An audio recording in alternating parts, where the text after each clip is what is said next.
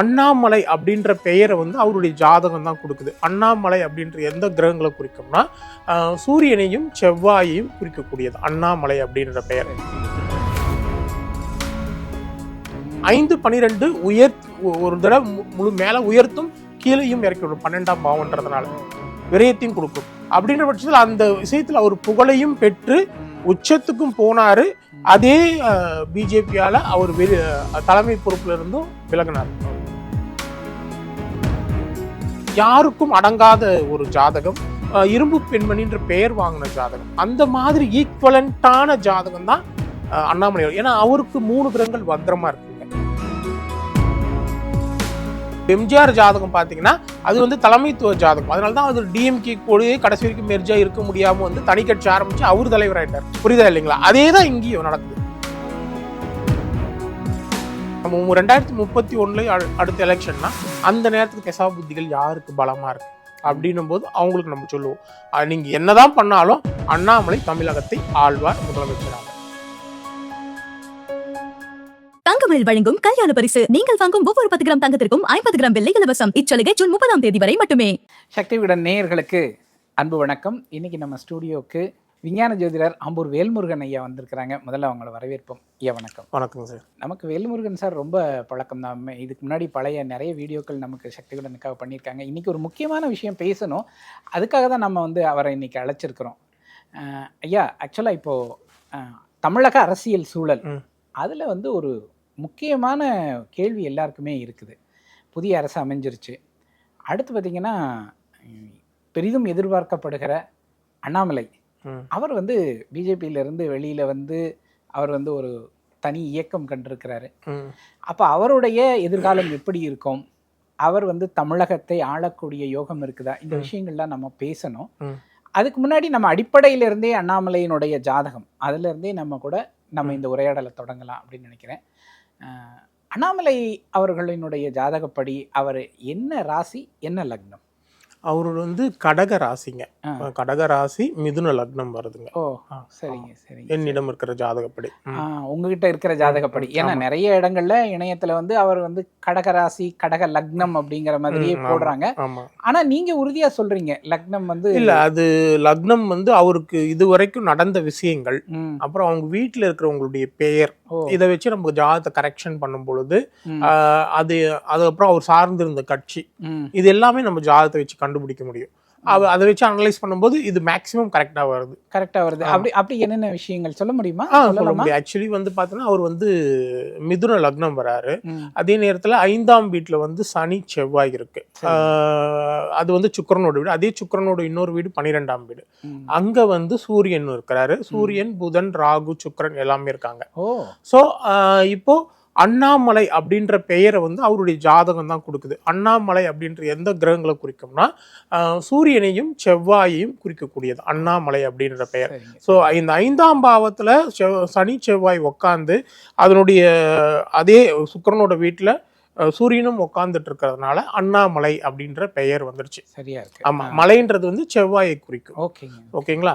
So இது ஒரு concept. ரெண்டாவது வந்து அவங்களுடைய தந்தை பெயர் என்ன, தாய் பெயர் என்ன, மனைவி பெயர், குடும்பத்தில் இருக்கிறவங்க பெயரை வச்சு நம்ம வந்து இவங்க ஜாதகம் சரியா இருக்க வாய்ப்பு இருக்கா அப்படின்னு அனலைஸ் பண்ண முடியும். அப்படி பார்க்கும் பொழுது 9ஆம் இடம் வந்து சனியோட வீடு. சனி வந்து குப்புசாமின்ற பெயரை குறிக்கும். ஓகேங்களா? ஸோ அதனால வந்து இதனுடைய ஜாதகம் சரியா இருக்கிறதுக்கான வாய்ப்புகள் அதிகம். அதே நேரத்துல தாயோட பேரு பரமேஸ்வரி. பரமேஸ்வரின்றது வந்து சூரியன் செவ்வாயை குறிக்கும். ஓகேங்களா? அப்போ சூரியன் சனியை குறிக்கும். பரமேஸ்வரன் பேர். இப்போ சனி வந்து 5ஆம் வீட்டுல சுக்கிரனுடைய வீட்டுல, அதே சுக்கிரனுடைய 12ஆம் வீட்டுல சூரியன் இருக்கார். ஸோ இந்த ரெண்டு காம்பினேஷன், இது காம்பினேஷனா எடுக்கணும். நம்ம நார்மல் ஆஸ்ட்ராலஜில வந்து இதை வந்து காம்பினேஷன் எடுக்கலாம். ஒரே வீட்டுல ஒரே கிரகத்துடைய கிரகங்கள் சம்பந்தப்படும் போது அது ஒன்னும் சேர்க்கைக்கான யோகம் உண்டு. இப்ப எப்படின்னா விஜயோட ஜாதகத்துல பாத்தீங்கன்னா கடக லக்னம், 8ஆம் வீட்டுல குருங்க. ஓகேங்களா? இந்த 8ஆம் வீட்டுல 9ஆம் அதிபதி குரு, சந்திரன், இது ரெண்டும் சேர்ந்தனால சந்திரசேகரன்றது அவங்க அப்பாவுடைய பேர். சரிங்க. ஓகேங்களா. ஸோ இந்த மாதிரி இப்படி எடுக்கும் பொழுது இவருடைய ஜாதகத்தில் எடுக்கும் பொழுது பரமேஸ்வரி அப்படின்றது வந்து இந்த சூரியன் சனியை குறிக்கக்கூடிய நிலையில இருக்கு. அவங்களுடைய மனைவி அம்மாவுடைய பெயர், ஓகேங்களா. மனைவியுடைய பெயரும் பார்த்தீங்கன்னா அதி செவ்வாயில் வருது. இவங்களுடைய ஃபேமிலியில் இருக்கிற எல்லா பேருமே சனி வருது, சூரியன் வருது, செவ்வாய் வருது, ஓகேங்களா. அது இல்லாம இவரு கடக ராசி வேற. இப்போ ஒருத்தருக்கு அரசியலுக்குள்ள வரணும்னா இந்த கிரகங்கள்லாம் ஸ்ட்ராங்கா இருக்கும். இதெல்லாம் அரசு கிரகங்கள். அது உங்களுக்கு எல்லாருக்கும் மேக்சிமம் தெரியும். சனின்றது மக்களை குறிக்கக்கூடியது, சந்திரன்றது வசீகரத்தை குறிக்கக்கூடியது, ஓகேங்களா. செவ்வாய் சூரியன்றது அரசு கிரகங்கள், ஓகேங்களா, தலைமை பொறுப்பை குறிக்கக்கூடிய கிரகங்கள். சோ இது எல்லாமே அவருக்கு வந்து ஸ்ட்ராங்கா இருக்கு. ஓகே, புரியுதுங்க. அதனால வந்து அவர் அரசியலுக்கான ஜாதகம் தான் அந்த ஜாதகம். நான் என்ன கேட்கிறேன், இப்போ அவர் வந்து பிஜேபியை விட்டு வெளியே வந்திருக்கிறார் இல்லையா, இந்த முடிவு அவருடைய ஜாதகம், அவருடைய ஜனனகால ஜாதகப்படி சரியான முடிவா தவறான முடிவா? இது ரொம்ப அவருடைய ஜாதகப்படி இது மிகவும் சரியான முடிவுங்க. ஏன் அப்படின்னா அவருடைய ஜாதகப்படி பிஜேபின்ற கட்சியால் அவருக்கு யோகம் உண்டா அப்படின்றதையும் பார்க்கணும். அவர் ஏன் பிஜேபி கட்சிக்குள்ள போனாரு, எத்தனையோ கட்சி இருக்கும்போது ஏன் அதுக்குள்ள போனாருன்னு பார்க்கணும்.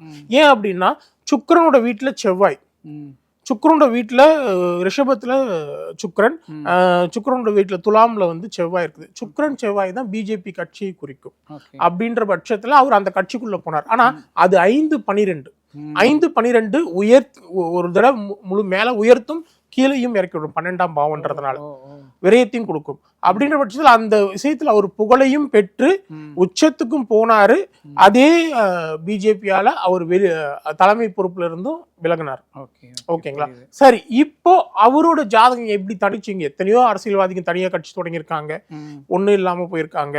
எத்தனையோ பேர் வந்து வரணும்னு பார்த்து கடைசியில இருக்கிற 10-11 கட்சியோட சேர்ந்து இருக்காங்க. அப்படின்ற பட்சத்தில் அவரோட எப்படி எதை வச்சு நம்புறது அப்படின்ற கொஸ்டின் மார்க் எல்லாருக்குமே வரலாம்.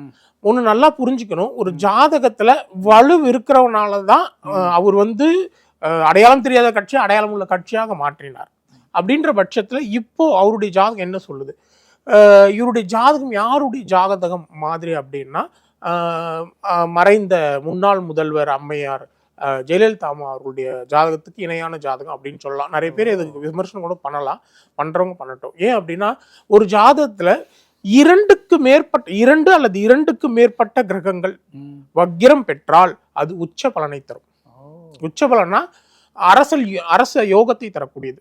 நம்ம ஜெயலலிதா அம்மையாருக்கும் பார்த்தீங்கன்னா, நீங்க பார்த்தீங்கன்னா ஜாதகம் வந்து ரொம்ப சாதாரண ஜாதகமா எல்லாருக்கும் இருக்கிற மாதிரி அதே மிதுன லக்னம் 7 குரு அப்படின்ற மாதிரி இருக்கும். ஆனா 3 கிரகங்கள் அவங்களுக்கு வக்ரமா இருந்தது.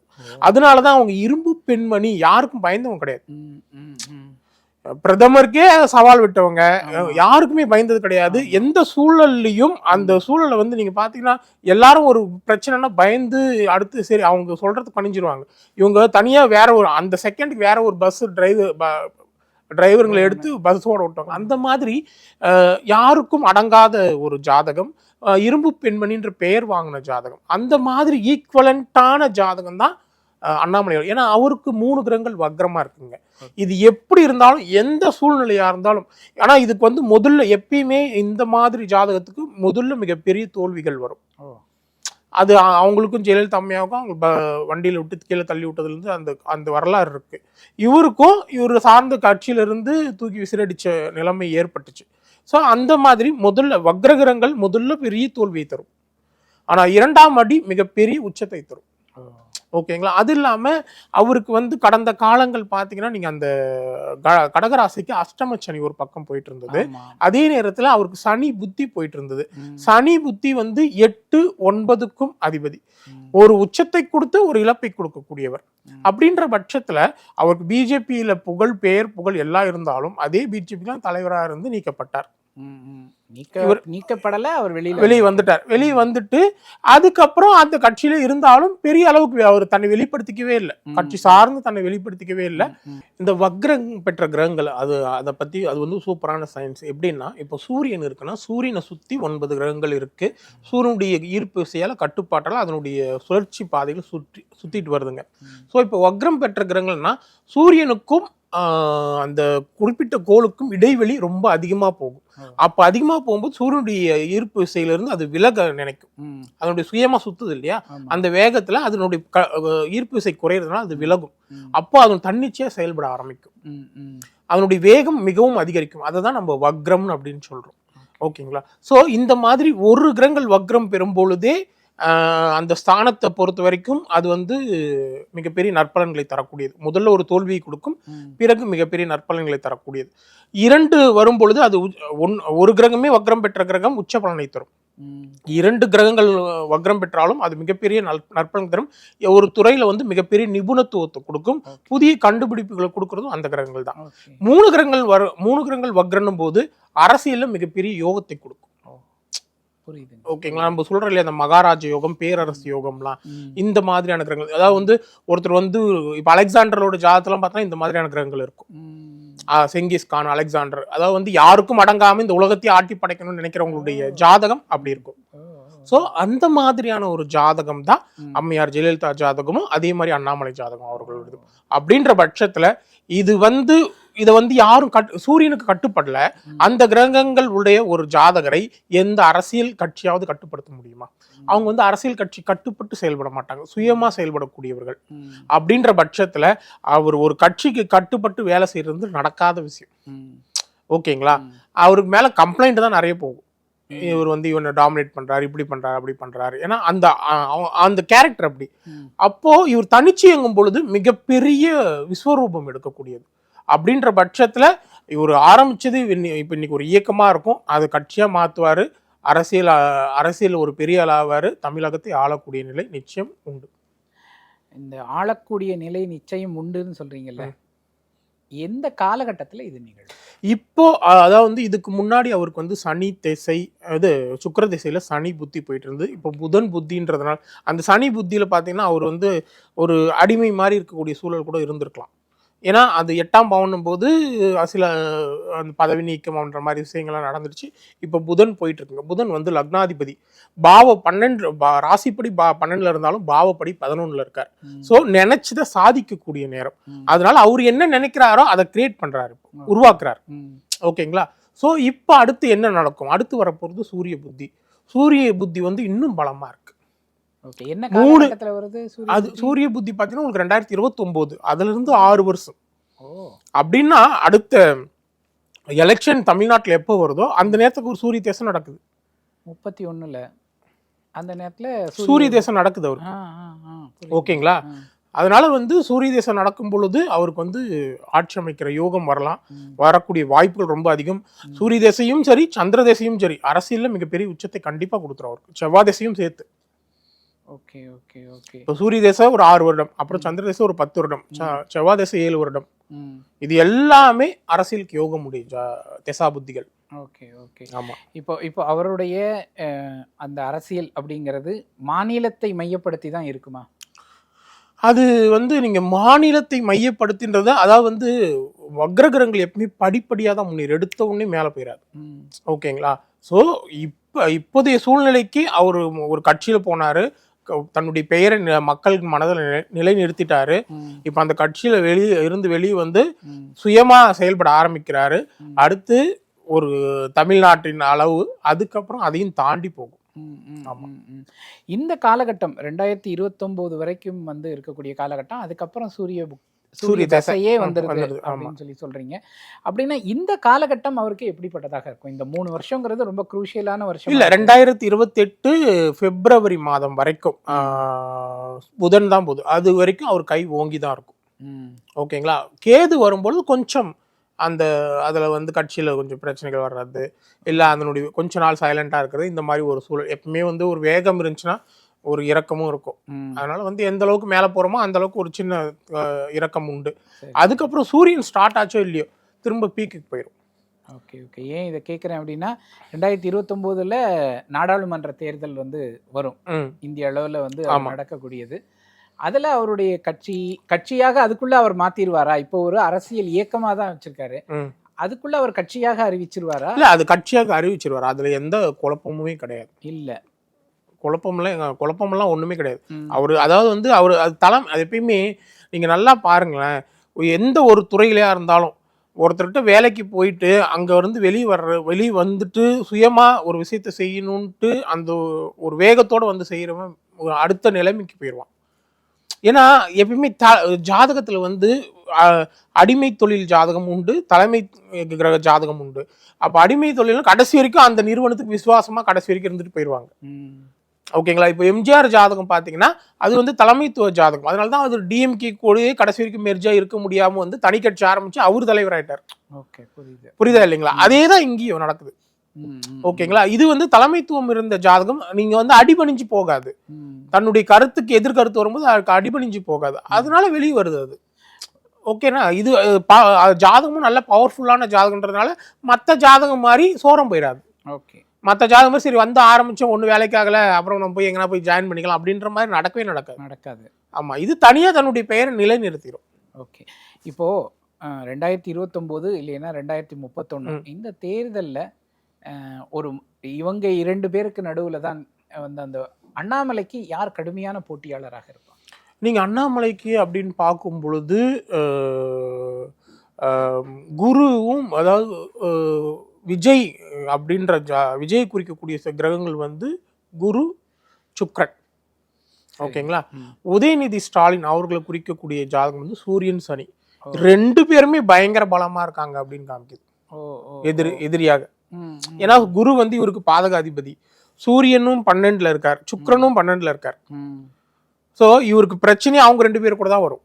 இப்ப விஜய், உதயநிதி, அண்ணாமலை இப்படின்ற மாதிரி ஒரு ஆக்சுவலி நான் முன்னாடி இதை வந்து ஒரு 2 or 3 இயர்ஸ்க்கு முன்னாடி அண்ணாமலை வந்து கொஞ்சம் பீக்கு போறதுக்கு முன்னாடி அண்ணாமலை பீக்குக்கு வருவாருன்னு சொன்னேன். அண்ணாமலை பீக்குக்கு போன பின்னாடி எதிர்காலம், தமிழ்நாட்டின் எதிர்காலம் வந்து உதயநிதி ஸ்டாலின், அண்ணாமலை. ஏன்னா அப்போ வந்து விஜய் வந்து கட்சி ஆரம்பிக்கல, நமக்கு வந்து அவர் உள்ள வராருன்னு நமக்கு தெரியாது. ஸோ இருக்கிற ஜாதி வச்சு கம்பேர் அண்ணாமலை, உதயநிதி ஸ்டாலின் அப்படின்ற மாதிரி ஒரு கான்செப்ட் வரும் அப்படின்னு முன்னாடி சொல்லியிருக்கோம். ஸோ இப்போ விஜய் வந்த பின்னாடி, ஏன்னா விஜய் ஜாதகம் அனலைஸ் பண்ணி நமக்கு இதுக்கு முன்னாடி கிடைச்சது, நெட்டில் கிடைச்சது தவறான ஜாதகம். ஸோ அது சரியான ஜாதகம் கடக லக்னம் போட்டு பார்க்கும் பொழுது அவரோட ஜாதகம் முதலமைச்சர் ஜாதகமாக வருது. இப்போ அது நடந்துடுச்சு. அப்படின்னும் போது எதிர்கால அமைப்பு, கிரகநிலை அமைப்படி இவங்க வந்து மிகப்பெரிய ஒருத்தருக்கு ஒருத்தர் முட்டிக்கக்கூடிய எதிரிகளாக வர்றதுக்கான வாய்ப்புகள் அதிகமாக உண்டு. இல்லைங்க, 3 பேருமே வந்து சமபலத்தோட இல்லைன்னா 3 பேரும் கடுமையான போட்டியாளர்களாக இருப்பாங்கன்னா அதுல அண்ணாமலை எந்த அளவுக்கு அதுல அட்வான்டேஜ் எடுக்கிற அளவுக்கு இவருடைய ஜாதகம் வலுவா இருக்கு? நீங்க அதுதான் சொல்றேன் நான். அதாவது 3 கிரகங்கள் வக்ரமா இருக்கிறவங்க எந்த சூழ்நிலையும் தாண்டி வெற்றி கனியை பறிக்கக்கூடியவர்கள். புரியுதா இல்லைங்களா? நீங்க ஜெயலலிதா அம்மையார் உள்ள வரும்போது சூழல் அவங்க வருவாங்களான்னு, ஏன்னா யாருமே அவங்களை தேர்ந்தெடுக்க, ஜானகி அம்மா தான் முன்னாடி இருந்தாங்க. அதுக்கப்புறம் அதையும் தாண்டி அவங்கள வந்து எந்த அளவுக்கு அவமானப்படுத்தணும் பண்ண பின்னாடியும் அதையும் தாண்டி ஒரு சுச்சுவேஷன் அவங்க வெளியே மேல வந்துட்டாங்க. அந்த மாதிரி அண்ணாமலைக்கும் தோல்விகள் கொடுக்குங்க. தோல்விகள் இல்லாம வெற்றிகள் யாருக்குமே அரசியல கிடைக்காது. இன்னைக்கு தோத்தவன் நாளைக்கு ஜெயிப்பான். ஓகேங்களா? இது எல்லாருக்குமே நடக்கும். நீங்க கலைஞருக்கும் நடக்கும், ஜெயலலிதா அம்மாவுக்கும் நடக்கும். ஸோ அந்த மாதிரி இதுக்கு முன்னாடி தோத்துட்டான்னு அவர் நம்ம பரிகாசம் பண்ணாலும் நிச்சயம் அந்த ஜாதகம் ஒரு நாள் ஜெயித்து ஆட்சியை பிடிக்கும். அந்த நீங்க போட்டியாளர்கள் யாரா வேணா இருக்கட்டும். ஓகேங்களா? ஏன்னா உதயநிதி ஸ்டாலின் ஜாதகம் நல்ல ஸ்ட்ராங்கான ஜாதகம், விஜய் அவர்களுடைய ஜாதகமும் நல்லா ஸ்ட்ராங்கா இருக்கு. அவங்களுக்கு வரக்கூடிய திசா புத்திகளும் இப்போ நல்லா இருக்கு. அப்புறம் இது போட்டி நிறைந்த ஜாதகம். நம்ம 2031 அடுத்த எலெக்ஷன்னா அந்த நேரத்துக்கு திசா புத்திகள் யாருக்கு பலமா இருக்கு அப்படின்னும் போது அவங்களுக்கு நம்ம சொல்லுவோம், நீங்க என்னதான் பண்ணாலும் அண்ணாமலை தமிழகத்தை ஆழ்வார் முதலமைச்சராக. Very good, super. ரொம்ப தெளிவாகவே நீங்கள் சொல்லியிருக்கிறீங்க. நேயர்களே, நம்ம நிறைய வந்து அரசியல் சார்ந்து வந்து நிறைய வந்து ப்ரெடிக்ஷன்ஸ் நம்ம பார்த்துட்ருக்குறோம். இந்த தேர்தல் நெருங்க நிறைய பேர் விஜய் வந்து முதல்வர் ஆவார் அப்படின்னாங்க, அப்புறம் ஆக மாட்டார் அப்படின்னு சொன்னாங்க. அது எல்லாமே தாண்டி வந்து மக்கள் வந்து ஒரு முடிவு கொடுத்துருக்காங்க. அதே போல் அண்ணாமலை பேர்லேயும் ஒரு எதிர்பார்ப்பு இருந்துக்கிட்டே தான் இருக்குது. அந்த எதிர்பார்ப்பு தனிப்பட்ட முறையில் அவருடைய ஜாதக அடிப்படையில் நிச்சயமாக அவருக்கு ஒரு பெரிய வாய்ப்பு இருக்குது அப்படின்னு தான் நமக்கு ஜோதிடர் வேல்முருகன் அவர்கள் சொல்கிறாங்க. பார்க்கலாம் 2031 காலம் என்ன பதில் சொல்லுதுன்னு. நாம் அப்போ கூட இன்னொரு தடவை சந்தித்து சார் கூட பேசலாம். சார், ரொம்ப அழகாக சொன்னீங்க. நன்றி சார். நன்றி. உங்கள் இல்ல திருமணங்களை சிறப்பாக்கும் தங்கமயிலின் கல்யாண பரிசு. ஒவ்வொரு 10 கிராம் தங்கத்திற்கும் 50 கிராம் வெள்ளி இலவசம். கை நிறைய தங்கம், பை நிறைய வெள்ளியை அள்ளிட்டு போக இன்றே தங்கமயிலுக்கு வாருங்கள். தமிழகம் எங்கும் இச்சலுகை ஜூன் 30 வரை மட்டுமே.